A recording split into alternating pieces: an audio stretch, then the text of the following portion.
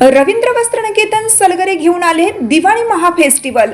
1 ते 30 ऑक्टोबर पर्यंत ऑफर्सचा धुरळा आणि खास दिवाळी गिफ्ट। नारायणपेठ साडी 333, काजूकतली पैठणी 693, गजलक्ष्मी पैठणी 754, राजहंस व Kalanjali Paithani 747, linen shirt 387, khadi shirt piece 243 आणि बॉयज शर्ट फक्त 199 मध्ये। तर मग त्वरा करा, रवींद्र वस्त्रनिकेतन सलगरे आणि शाखा।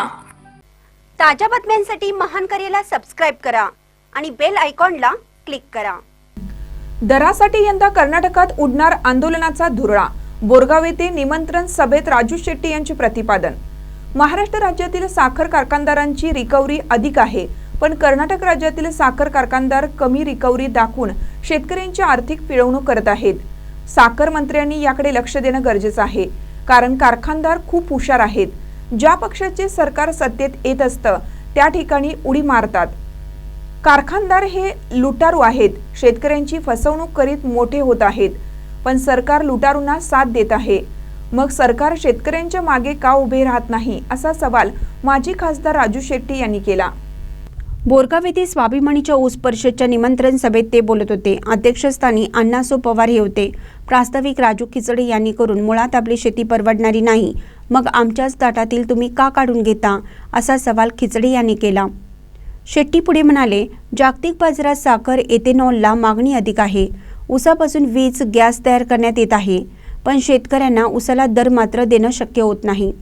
ऊस वाहतूक, ऊस तोडणारे कारखानदार, पतसंस्था हे सर्वजण शेतकऱ्यांना लुटत आहेत। यासाठी शेतकरी जागा झाला पाहिजे। यंदा सर्वत्र ऊस क्षेत्र कमी आहे। कारखानदार आपली गाळप क्षमता वाढवत आहे, त्यामुळे शेतकऱ्यांनी ऊस देण्यास गडबड करू नये। दरासाठी यंदा कर्नाटकात आंदोलनाचा धुरळा उडणार आहे। कर्नाटकातील कारखानदार काळा बाजारात चोरीने साखर विक्री करत असून रिकव्हरी कमी दाखवत आहेत, त्यामुळे शेतकऱ्यांचे आर्थिक नुकसान होत आहे। ऊस उत्पादकांची पिळवणूक होत आहे, काटामारी करत आहेत। कारखाना तोट्यात असल्याचं सांगतात, पण गाळप क्षमता वाढवित आहेत। यासाठी शेतकऱ्यांनी विचार करणं गरजेचं आहे। FRPचे तुकडे करण्यामध्ये सर्व कारखानदारांचे एकमत आहे। कर्नाटक व महाराष्ट्र सरकार त्यांच्या पाठीशी आहे। आपणही शेतकऱ्यांची एकजूट दाखवली पाहिजे, अन्यथा FRPचे तुकडे पडल्याशिवाय राहणार नाहीत। शेतकऱ्यांची एकजूट दाखवण्यासाठी 16 ऑक्टोबरच्या 24व्या ऊस परिषदमध्ये जयसिंगपूर येथे येण्याचं निमंत्रण शेट्टी यांनी यावेळी दिलं। कर्नाटक रयत संघाचे अध्यक्ष गणेश इडिगार यांनी कर्नाटक राज्याचे साखर मंत्री शिवानंद पाटील यांनी शेतकऱ्यांना फसवलं आहे।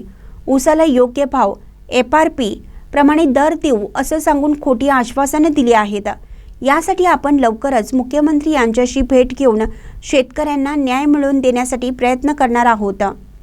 जयसिंगपूर येथे ऊस परिषदेत सर्वांनी उपस्थित राहून यशस्वी करावी असं आवाहन त्यांनी केलं। राजू खिचडे, तात्यासाहेब केस्ते, बंटी पाटील, शीतल सोपाने, अभिजित पिरनाळे यांनी मनोगत व्यक्त केलं। शिवाजी भोरे यांनी आभार मानले। महानकरी न्यूजसाठी कृष्णा थेकन्ना, बोरगाव।